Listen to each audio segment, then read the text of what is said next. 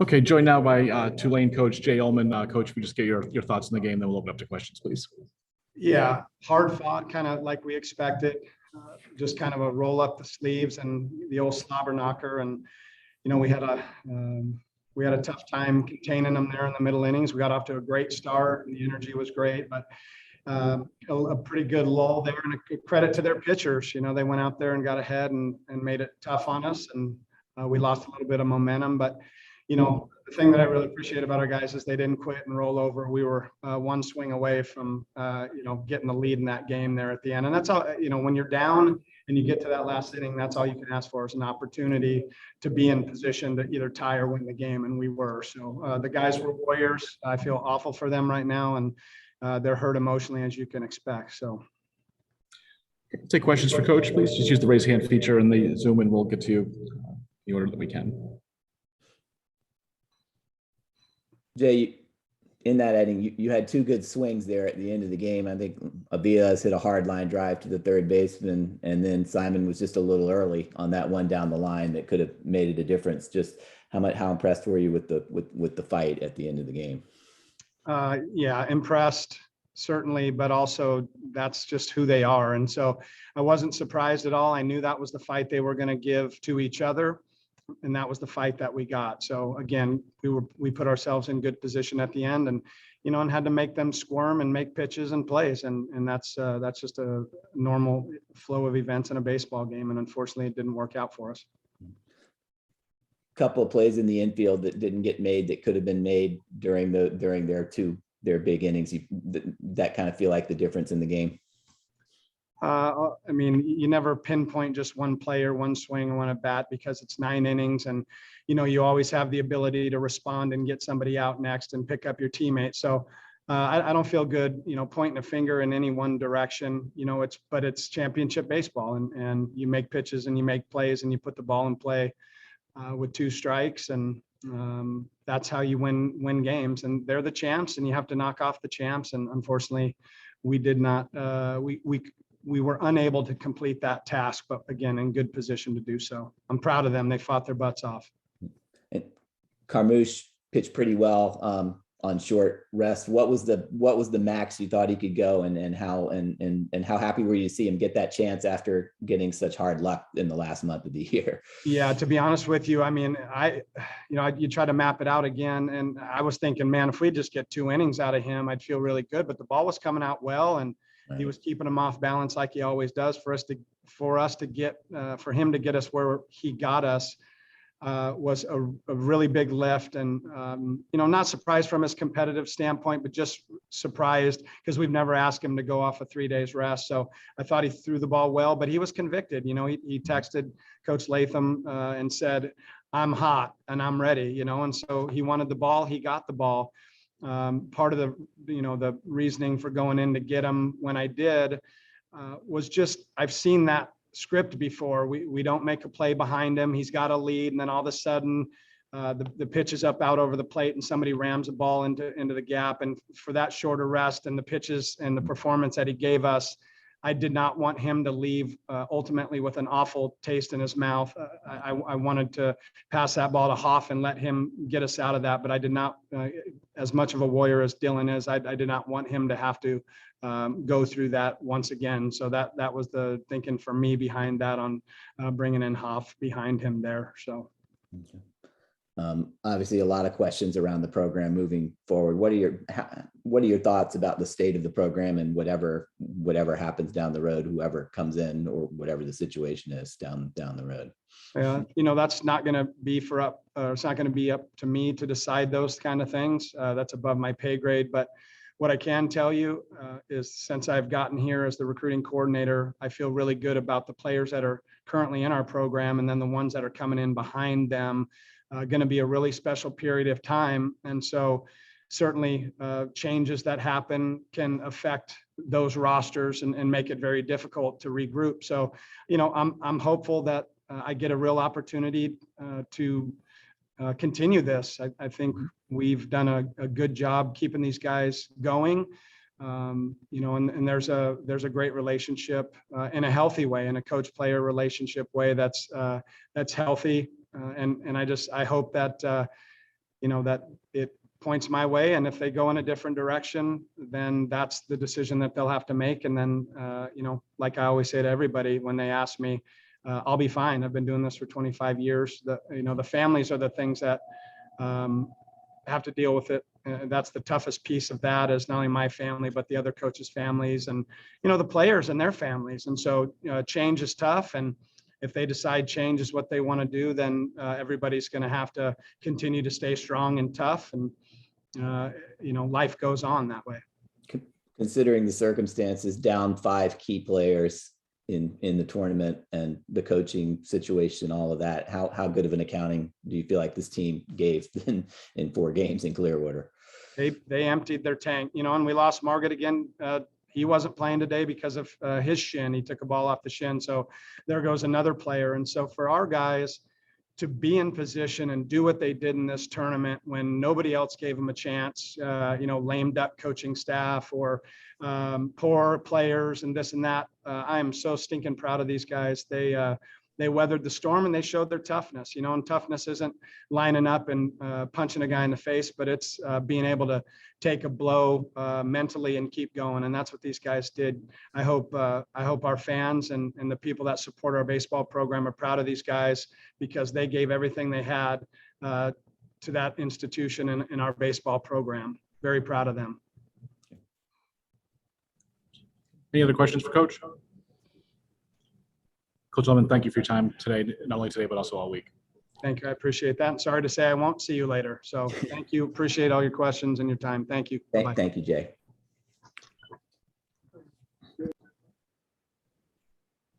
Okay, we're going to begin with East Carolina. We're joined now by Carter Spivey. Just use the raise hand feature then in the Zoom, please, if you would, and we'll take your questions. We'll start with Stephen, please. Carter, throughout this winning streak, you guys have made a habit of kind of hanging around in the middle innings and then kind of putting your comeback from that point on. Just what's it like always knowing you're never out of a game, even if you get down early? It's very comforting. We have a great offense and a great pitching staff. We know even if we're down, we definitely have a chance to come back and win the game.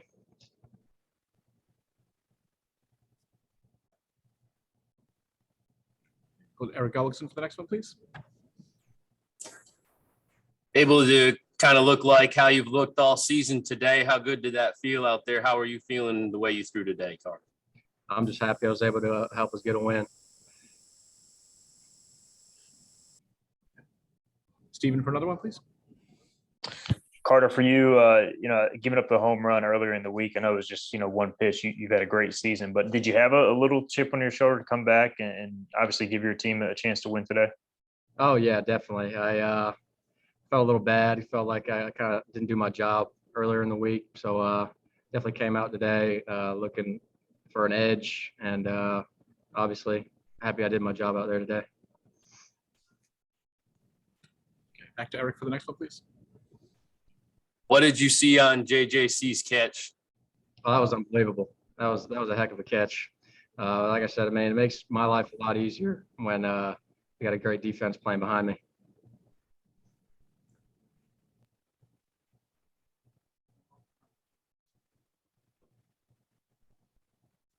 Anything more for Carter, please? Sorry for that.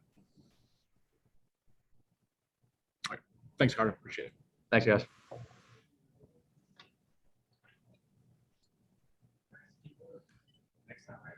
Okay, we'll bring in Ben Newton next for East Carolina.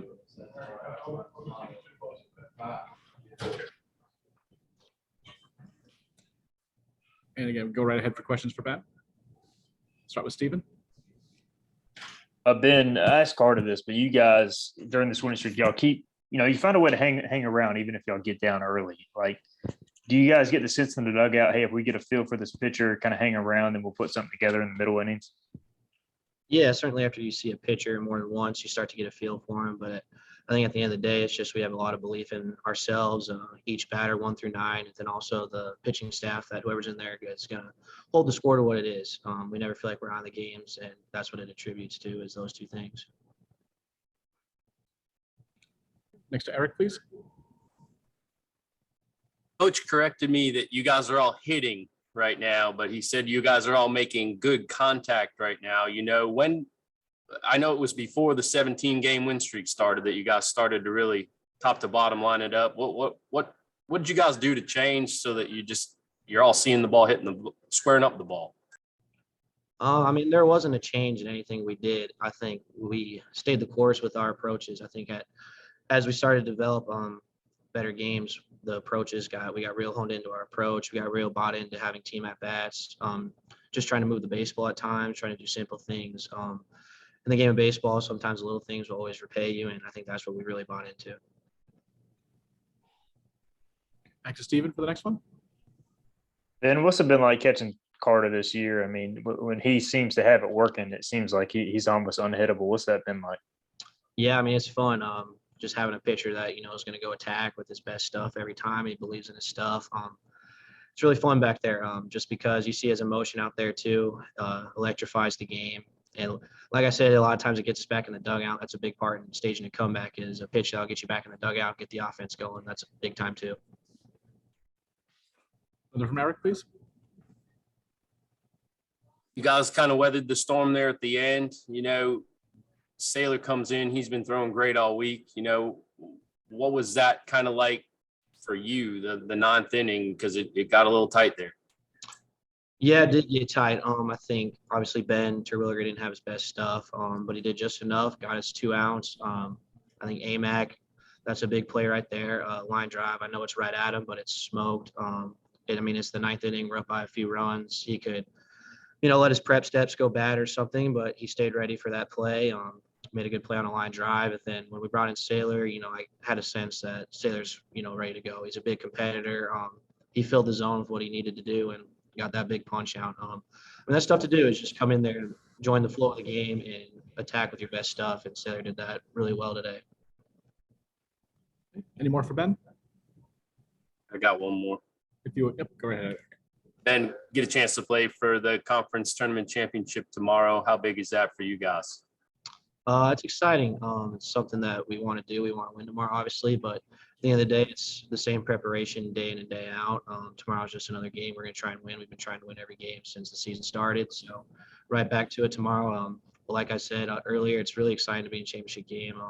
Really excited to have the fans out. That's what you play for. It's what you come to ECU for, is play on championship Sunday and play in front of a ton of fans. So yeah, tomorrow we're going to be ready to go, and it's going to be an exciting time. Okay, Ben, thanks so much. Thanks for giving us a few minutes. Thank you, guys.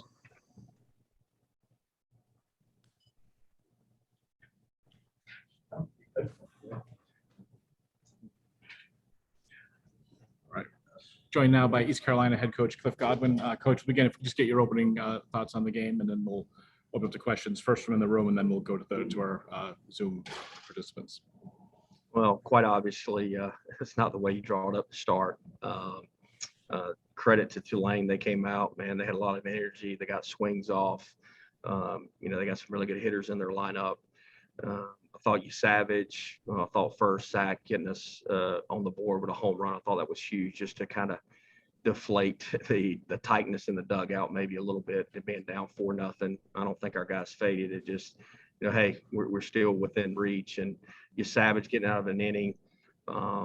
And then Carter Spivey, man, what he's meant to this team this year. I mean, he's been tremendous. He's able to extend at times. He's able to go short at times. He's pitched a ton for us, and it allowed the offense to get their feet underneath them. A lot of quality at bats up and down the lineup. I thought Josh Moreland's double was big. Ben Newton having the 2 RBIs, just moving the baseball up in the middle of the field, and we were able to score 2 runs. Joey Barini, aka Shaq, coming off the bench with another RBI. JC, and I tell you what, man, the guy is a really good player. And the catch he made in right center, and then the 2-run homer, he's special. And he's special, and I keep saying this because I hope somebody will listen to me, but he's special because he shows up and he competes every day. And in a world that when something doesn't go right, people want to run the other way or figure out what's wrong with their mechanics, he just gets in the box and competes. And he's been great for us all year. Great. Thanks, Coach. We have a couple in the room here first, and we'll go to the people on Zoom. Rich, go ahead. So, Coach, obviously, East Carolina great tradition of winning and success. For people who don't get to see all year long, now that person, what's the personality or the characteristics that make your program what it is? Well, it'll get me emotional because first thing I think about is Coach LeClaire. You know, he'd be super proud of this group because we were 14 and 13, and there was a lot of naysayers. There wasn't a lot of believers except in the locker room and the coaching staff, and everybody was ready to jump off the ship, so to speak, and our guys just stayed the course. And we've used that term a whole lot, but it's reality. Just keep showing up. And I told our guys after we had won the regular season that there's going to be a day in their life when stuff is falling apart all around them, you know, where family members are sick or somebody dies, and you just got to keep showing up. And our guys just kept showing up. And regardless of how our season ends this year, I'll never forget that. Speaking of that, or along those lines, I know that patch on your head is special to you and everybody who's been in the can you put into words how that helps as somewhat of a rallying point? You know, we did it to honor Nico because it's been such a big part of our program. And the Agnos family has been a big part of our program for a long time. And there's no textbook in the head coaching manual when that happens. And this team's been through a lot, and even dating back to that. And, you know, Ryder lost a grandfather as well. But I knew that Nico wouldn't let us just lose a lot of games this year. I had a lot of confidence in that. And he's smiling down on us right now. And the cool thing is he can watch Jake pitch, Zach play at the same time now, because he's in a much better place than we are. And I'm just so grateful that I had an opportunity to have Nico and the Agnos family a part of my life for, you know, whatever it's been, 8 years, 9 years. And just a couple more. I know Jake's with Tampa Cardinals, right? At this point? Yeah, Jake is, you know, still rehabbing. He had Tommy John a year or so ago, and he had some complications with it, but he's been up in the stands. I don't know if he was here today, but it's been just a pleasure to have him here. You know, blessing. His birthday was on Monday, and his mom's here, and Zach's here, of course, and Jake's girlfriend, Georgia. So it's been special. Winning a championship, that's what you played for. What does it take, and what would it mean to win? It would mean a lot. Look, we've never done both. You know, we've only just won the regular season or won the conference tournament by itself. We've never done both since, you know, I've been back here in a coaching capacity. Coach LeClaire did a lot back in the CAA, but we've never done it. And that's one thing that we would, you know, want to put ourselves in a position. We've done that, but at the end of the day, whoever comes out of the Houston UCF, their backs are against the wall, and they need to win. So it definitely won't be an easy game. Okay, we'll start on the Zoom with Stephen, please. Coach, getting Coach Manor out there, how do you think he looked, and just, you know, what did that mean to him, get a chance to pitch again? Well, he's been chomping at the bit. We haven't seen him face live batters, so we were, you know, just trying to find the right situation. And I thought he was outstanding today. I took him out of the game, not because he wasn't pitching well, but just didn't want to push him a lot past that 30 pitch mark, being his first time out competitively. But I thought he was good. I thought his breaking ball was good. I thought his changeup was good. I thought his fastball command wasn't as good, but the guy had been on the mound. But he's pitched a lot of games, so he was able to manage it. And I thought he gave us a really good momentum swing as well, and I forgot about him. And I'm just proud of that he's going back out there and able to take the ball. We'll go to Gary Smith, New Orleans Advocate, for next one. Yeah, hi, Coach. Tulane's making a coaching change. It's a program with a rich tradition. Do you have any thoughts on, you know, the status of their program right now and kind of the effort they gave in the tournament and then what they, you know, for them going forward? Well, first off, I thought Travis Jewett did a great job, and I kind of think I know what happened, and I'm not real sure that was the right move, but you know, I'm not an AD, I'm a baseball coach, and I thought he had done a really good job with their program with the resources that were available for him. It's a very expensive school to go to. They don't have a ton of financial aid help. So to get the players in there to pay $80,000 a year to go to school when you only have 11.7 scholarships is tough financially to find good players because they still have to come out of pocket a whole lot. Other questions for Coach? Go back to Stephen. No, it's just, yeah, I know it's right after this game, but as far as tomorrow, like with it being kind of a short turnaround for tomorrow and then the regional, do you have to balance the pitching somewhat to keep those guys fresh? I know you want to win the championship, obviously. We don't have any starters. We just got a bunch of guys that go out and throw innings. So we're going to go out there and do our best with the guys that are available to win the game. I'm not sure who will start yet, but Spivey will be available. I don't know if Agnes will be available, but I would think, after that, it's pretty much all hands on deck, which is a good thing. Cooch won't be available either. So those three. Gary, I still see your hand up. Do you have another? No, I'm good. Coach, thanks for giving us the time today. We appreciate it. Thank you guys. Thanks. Thanks, everyone.